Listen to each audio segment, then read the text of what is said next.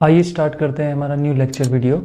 और ये हमारा लेक्चर वीडियो जो है 9th वाला है। और इसमें ये 9 जो लेक्चर है आपके पास, ये आपके पास आपको बताएगा, ये समझाएगा, लर्न कराएगा कि इलेक्ट्रिकल सर्किट और सर्किट डायग्राम में क्या फ़र्क होता है। यानी इलेक्ट्रिक सर्किट और सर्किट जो डायग्राम बनाते हैं हम, उसमें क्या फ़र्क होता है। और हम इसके साथ साथ हम यहाँ पे इलेक्ट्रिकल सिंबल के बारे में भी बताएंगे कि किसी इलेक्ट्रिकल कंपोनेंट का जो सिंबल होता है उसे हम फिजिक्स में या इलेक्ट्रिकल फॉर्म में कैसे लिखते हैं, हम इस सिंबल में देखेंगे। I am Harit from Sikopedia, this is my personal and educational channel. देखते हैं। तो सबसे पहले हम जो करेंगे वो देखेंगे कि इलेक्ट्रिक सर्किट क्या होता है। तो देखिए, इलेक्ट्रिक सर्किट क्या होता है। जनरली आपके घर में आपने देखा होगा, आपके घर में जैसे एक रूम है, उस रूम के अंदर एक बल्ब लगा होगा, एक फैन लगा होगा, ऐसे स्विचेस लगे होंगे। ऐसे ही आपने देखा होगा आपके घर में टीवी लगा होगा। उस रूम में बहुत सारे इलेक्ट्रिकल कंपोनेंट कनेक्टिंग वायर के थ्रू आपस में जुड़े हुए होते हैं, और एक मेन लाइन होती है जो इलेक्ट्रिकल एनर्जी या करंट प्रोवाइड कर रही होती है। और फिर जैसे ही हम एक स्विच को ऑन करते हैं तो वो जितने भी इलेक्ट्रिकल कंपोनेंट है वो प्रॉपरली काम करने लग जाते हैं। एक्चुअल में इसी को ही इलेक्ट्रिक सर्किट कहते हैं, इसी को ही इलेक्ट्रिकल सर्किट कहते हैं। तो इलेक्ट्रिकल सर्किट क्या हुआ, तो देखिए इलेक्ट्रिकल सर्किट क्या हुआ। एक कॉन्टिन्यूअस, यहाँ पे लिखा है, एक continuous path make of conducting wire and other electrical components to source of electrical energy, battery, cells etcetera are called electric circuit. देखिए इलेक्ट्रिक सर्किट क्या होता है, एक कॉन्टिन्यूअस पाथ होता है, एक ऐसा पाथ जो कंडक्टिंग वायर का बना होता है, एक ऐसा पाथ जो कंडक्टिंग वायर का बना होता है। और कुछ इलेक्ट्रिकल कंपोनेंट्स होते हैं जो किससे जुड़े होते हैं, इलेक्ट्रिकल एनर्जी से जुड़े होते हैं। ठीक है, ये क्या कह रहा है, एक कंटिन्यूअस पाथ जो कंडक्टिंग वायर से वायर बनाता है, और बहुत सारे इलेक्ट्रिकल कंपोनेंट जो है वो इलेक्ट्रिकल सोर्स से जुड़े होते हैं। और किसके थ्रू जुड़े होते हैं, ये आपकी जो कंडक्टिंग वायर के थ्रू जुड़े होते हैं। ये जो इलेक्ट्रिकल एनर्जी का सोर्स बोला है इसने, जैसे बैटरी से जुड़े हो सकते हैं, कह सकते हो आप। इलेक्ट्रिकल एनर्जी कौन दे सकता है हमें, बैटरी दे सकती है, सेल दे सकता है। तो इनसे जुड़े हुए हैं ये जो आपके इलेक्ट्रिकल कंपोनेंट। और किसके थ्रू जुड़े हुए हैं, ये आपके पास जो कॉन्टिन्यूस पाथ बनाता है, कौन बनाता है, कंडक्टिंग वायर। एक्चुअल में इसी को ही इलेक्ट्रिक सर्किट कहते हैं, इसी को ही क्या कहते हैं, इलेक्ट्रिक सर्किट कहते हैं। जैसे जनरली अगर हम इलेक्ट्रिक सर्किट बनाएं तो देखिए, एक हम इलेक्ट्रिक सर्किट बनाते हैं तो देखिए, मान लीजिए, थोड़ी देर के लिए समझे, मान लीजिए आपके पास एक रजिस्टर है, ये रेजिस्टेंस है, ओके। ये मान लीजिए आपके पास कोई एमीटर है, हमने ऐसे जोड़ा, और मान लीजिए ये हमने एक की लगा दी, और यहाँ हमने एक बैटरी यूज कर ली, दिस इज योर बैटरी। तो देखो ये हमने क्या किया, ये जो मैंने ऐसे ऐसे लिया, ये लाइनें जो ली है, ये लाइनें नहीं है, ये कंडक्टिंग वायर है। अब ये कंडक्टिंग वायर में देखो, ये मान लीजिए बैटरी है, ये की है, ये रेजिस्टेंस है, रजिस्टर्स है, ये एमीटर है।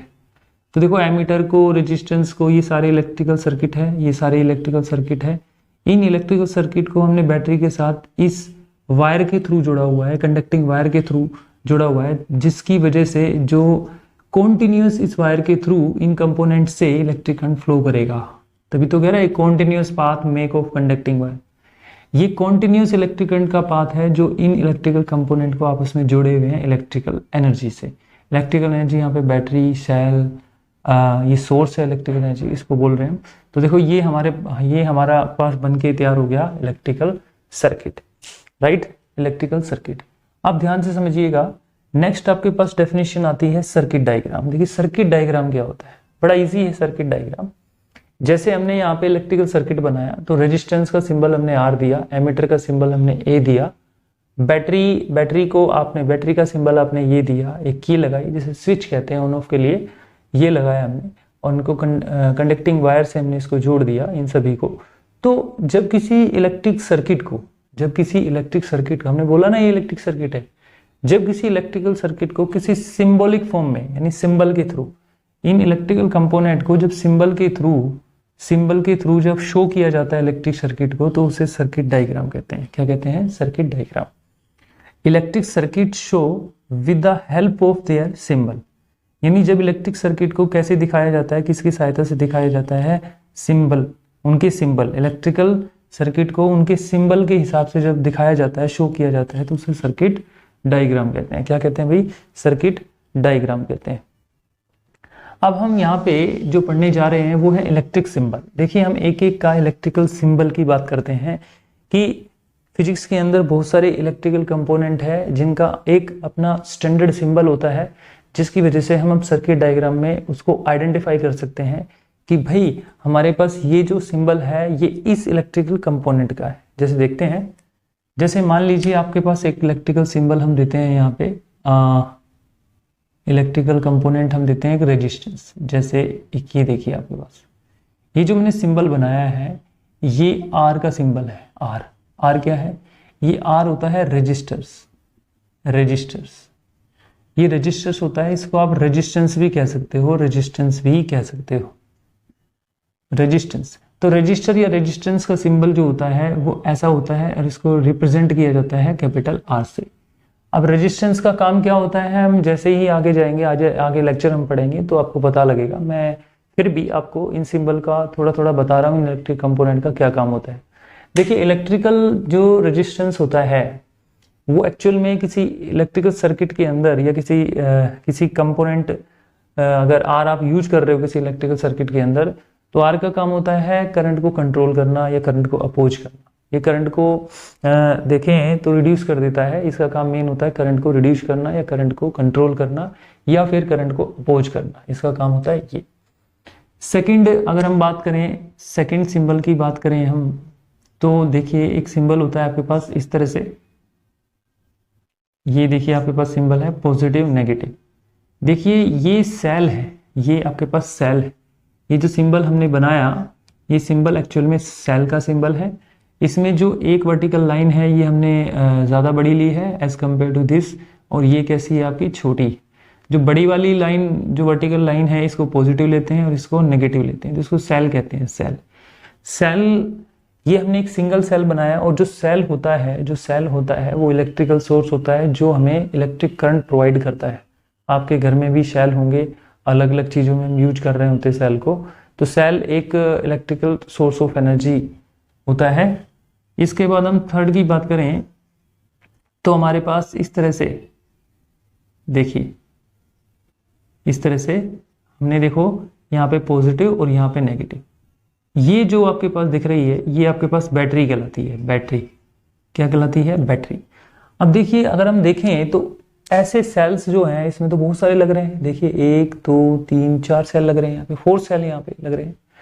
तो बैटरी का सिंबल होता ये है, एक्चुअल में बैटरी जो बनती है ग्रुप ऑफ सेल से बनती है। आप बैटरी को कह सकते हो एक group of cell, a group of cells. जो बैटरी बनती है वो ग्रुप ऑफ सेल से बनती है, यानी एक ग्रुप होता है सेल्स का। जब 2 या 2 से अधिक सेल को आपस में एक प्रॉपर वे में कनेक्ट कर दिया जाता है तो आपके पास बैटरी बन जाती है। क्या बन जाती है? बैटरी बन जाती है। जब ग्रुप ऑफ सेल आपस में जोड़ दी जाते हैं तो क्या बन जाती है? बैटरी बन जाती है। तो यहाँ पे क्या है? ये बैटरी है। इसका ये पॉजिटिव टर्मिनल है और ये कैसा है? नेगेटिव टर्मिनल है। ठीक है। अब मान लीजिए सेल ये 2 वोल्ट का है, अगर हमें बैटरी बनानी है तो बैटरी के लिए हमें बहुत सारे सेल आपस में जोड़ दिए। यहाँ पे 4 जो सेल यहाँ पे कनेक्ट है एक प्रॉपर वे में, तो यहाँ पे 4 है, तो एक सेल मान लीजिए 2 वोल्ट का है, तो ये बैटरी कितने की हो गई? ऑब्वियसली ये 8 वोल्ट की हो गई। कितने वोल्ट की हो गई? 8 वोल्ट की। तो सेल एक सिंगल होता है और ग्रुप ऑफ सेल को जब प्रॉपर वे में जोड़ते हैं तो बैटरी बन जाता है। क्या बन जाता है? बैटरी बन जाता है। ये आपको पता होना चाहिए। ओके, आगे बढ़ते हैं। अब देखिए अगर हम बात करें तो बहुत सारे सिंबल्स हैं, ऐसी बात नहीं है कि हमारे पास एक ही सिंबल है। जैसे हमारे पास एक सिंबल आता है इस तरह से, ये इसे लैंप कहते हैं, इलेक्ट्रिक लैंप। इसको हम बल्ब भी कह देते हैं, इलेक्ट्रिक लैंप या बल्ब। हमारे सर्किट में अगर हम बल्ब को दिखाएंगे, अगर हम अपने सर्किट में इलेक्ट्रिक बल्ब को या लैंप को दिखाएंगे तो इस सिंबल के थ्रू दिखाएंगे। कुछ नहीं, आपको इलेक्ट्रिक बल्ब का पता ही है। इलेक्ट्रिक बल्ब क्या करता है? हमारे सर्किट के अंदर लाइट इफेक्ट देता है। जैसे आपके घर में एलईडी बल्ब होगा, आपके घर में एक सिंपल जो बल्ब आता था वो है, ये सारे जो लाइटिंग इफेक्ट देते हैं उसे इलेक्ट्रिक बल्ब कहते हैं। अब इतने बड़े बल्ब को अगर इलेक्ट्रिक सर्किट में बनाया जाए तो बड़ी ही प्रॉब्लम्स होगी बनाने में भी। तो उसका सिंबल ये होता है, इलेक्ट्रिक जो बल्ब है उसका सिंबल जनरली ये होता है। इन सिंबल को सारे को अच्छी तरह से आप देखिए, क्योंकि इसी से ही आपको पता लगेगा कि किसी इलेक्ट्रिक सर्किट में आप किस तरह से इनका यूज कर सकते हो। अब हम कनेक्टिंग वायर की बात करते हैं, ध्यान से देखिए। अब हम कनेक्टिंग वायर की बात करते हैं, कनेक्टिंग वायर। फिफ्थ वाले में आप कनेक्टिंग वायर की बात करोगे। कनेक्टिंग वायर जैसे आपके पास ये सिंपल मैंने एक लाइन ली, इस लाइन को आप क्या बोल रहे हो, कनेक्टिंग वायर। क्या, कनेक्टिंग, कनेक्टिंग वायर। ये कनेक्टिंग वायर है। क्या है, कनेक्टिंग वायर। ये connecting wire generally electric circuit में हम हर इलेक्ट्रिकल कंपोनेंट को इन वायर के थ्रू तो मतलब इन वायर के थ्रू ही तो जोड़ते हैं। आपके घर में देखिए दो तरह की वायर जो हो सकती है, एक कॉपर की बनी हुई वायर, एक एल्यूमिनियम की बनी हुई वायर। देखिए कॉपर की और एल्यूमिनियम की जो वायर यूज की जाती है घरों में, वो स्पेसिफिक हर जगह एक बोल सकते हैं ट्रेडिशनल है, और हम यूज ही करते हैं इनको लगभग, क्योंकि इनका रेजिस्टेंस जो है लो होता है, ये करंट का कम लॉस कर पाती है। इसलिए जनरली हम कॉपर की या एल्यूमिनियम की वायर ही अपने घर में यूज करते हैं, और इसका काम होता है प्रॉपर वे में इलेक्ट्रिक करंट को फ्लो कराना, प्रॉपर वे में इलेक्ट्रिकल करंट को विदाउट लॉट ऑफ लॉस करके ये इलेक्ट्रिक करंट को क्या कराती है, फ्लो कराती है कॉन्टिन्यूस, और इलेक्ट्रिकल कंपोनेंट तक पहुंचाती है।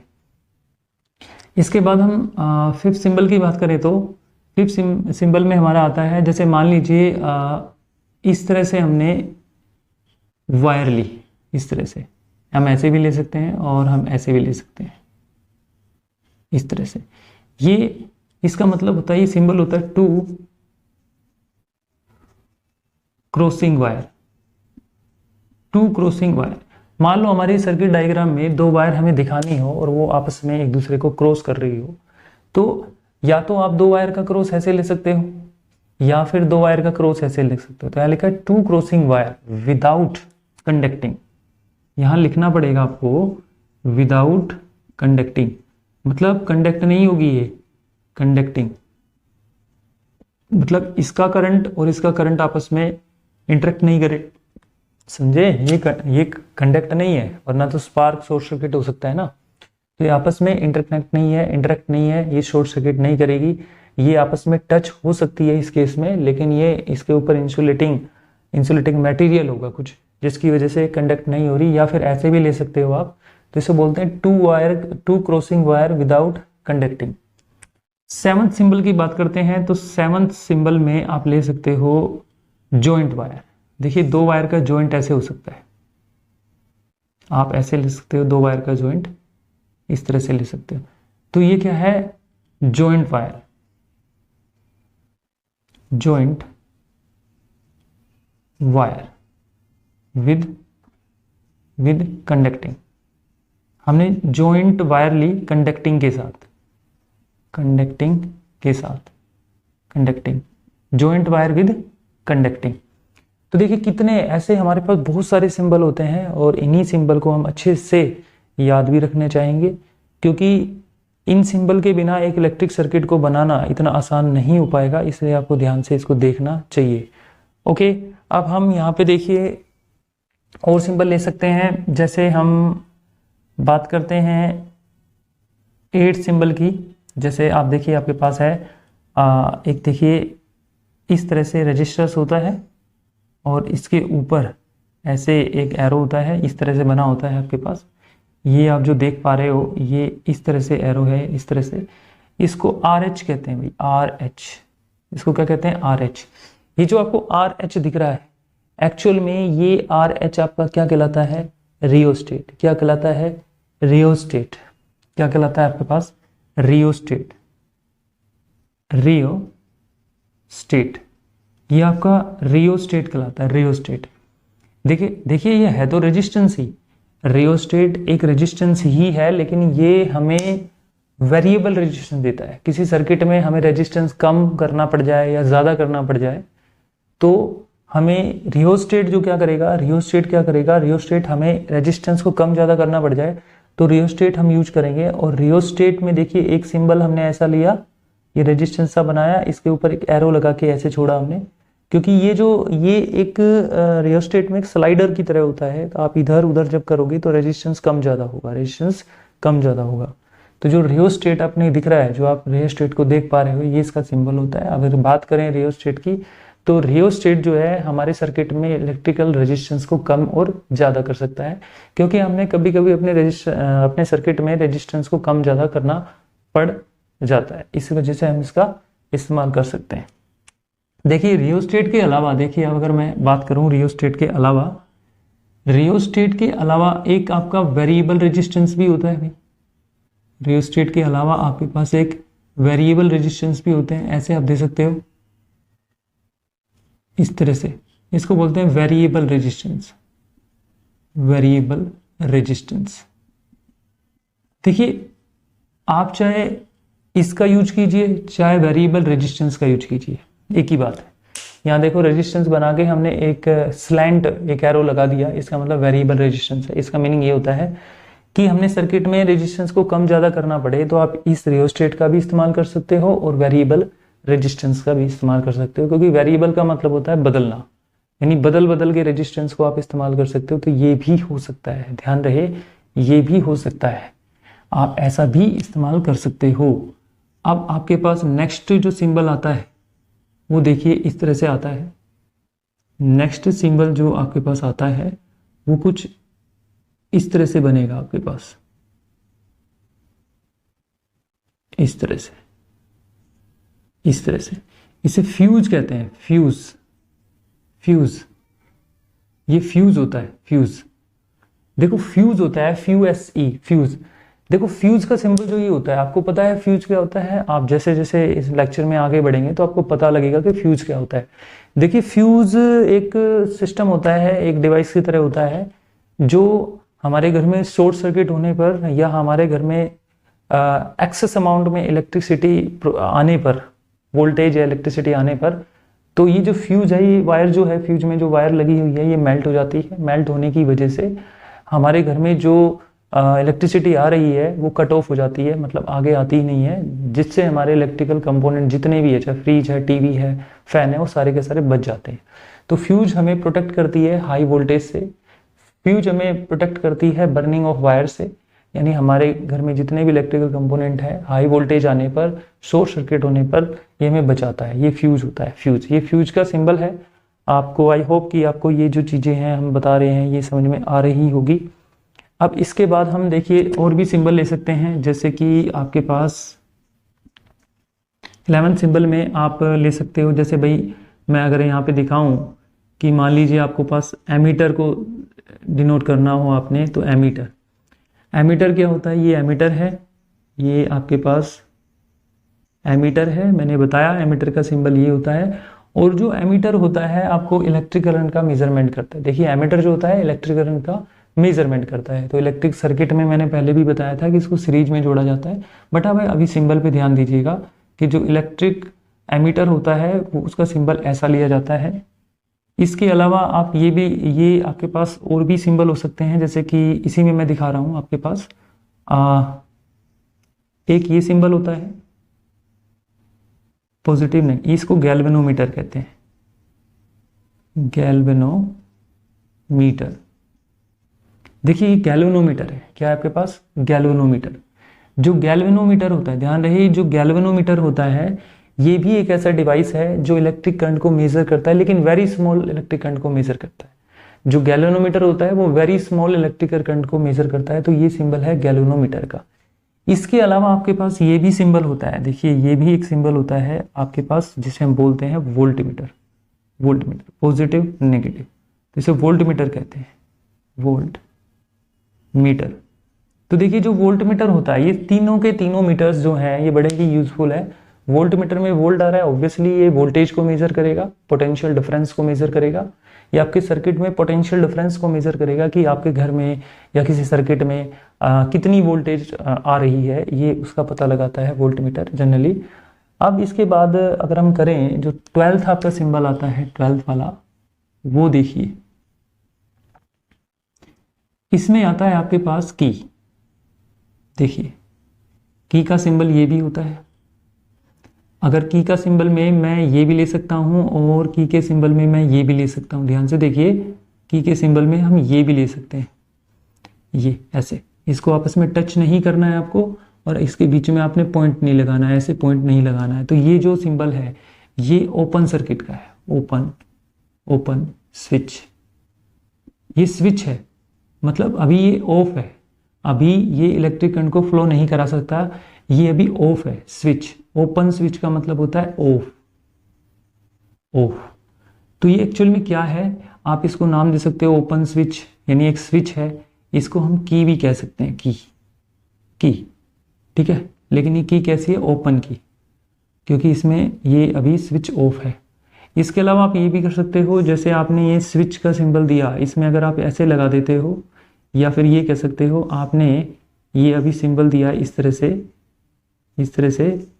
पहले आपने इसको आपस में गैप रखा, एयर गैप रखा, अब इसने आपको टच कर दिया, यहाँ पे टच कर दिया, तो एक क्लोज, ये बन गया आपके पास क्लोज स्विच, क्लोज स्विच। यानी इसका ये ऑफ ऑन माना जाएगा, ये ऑन। इसको भी की कहते हैं, ये है तो की, इनको की भी कहते हैं और इनको आप स्विच भी कहते हो। देखो आपके घर में बहुत सारे स्विचेज हैं जिसको लाइट को, फैन को, अदर अदर जो इलेक्ट्रिकल कंपोनेंट है उसको ऑन ऑफ करने के काम आता है।